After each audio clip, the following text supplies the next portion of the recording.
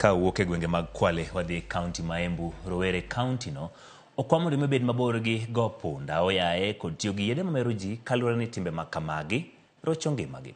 Kano lose nyasi mar sapo thith e kaunti ma Embu, Archbishop Manyeri man kanisa ma Jokopere Anthony Muheria mabende chung'ne diocese ma Embu wacho ni yedhe mamero ji gi go punda landa oseketho ngima rowere mathoth kendo miyo girem chopo lek mage. Okwayo rowere mondo mi osik kalamo Nyasaye to kik girit mana seche mag midhiero eka gidonje lamo. Jod bura ma Manyata gi Tonge Mukunji oywago kwan mamalo mar rowere masani tiyo kod yedhe mamero ji ka bende kwayo piny owacho mondo donjre gi rowere masani odonje ohand luoko pesa.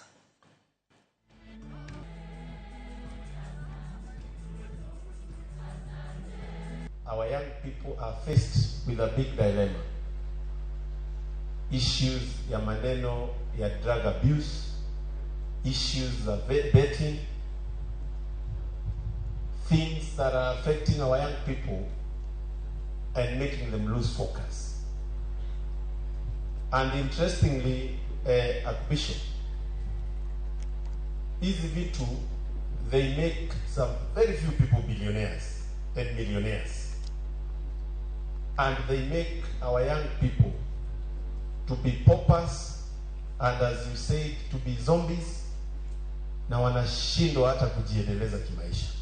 Even in leadership, where you see instead of desiring transcendent love, care, mercy, uplifting people, instead we get stuck in just money, wealth, fame, and praise.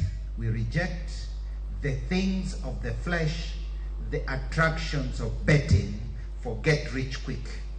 And we also the things of immediate and fake pleasures that come through drugs and other pleasures that tell you earlier engagements where you as young people are attracted to pleasures that are illicit, immorality.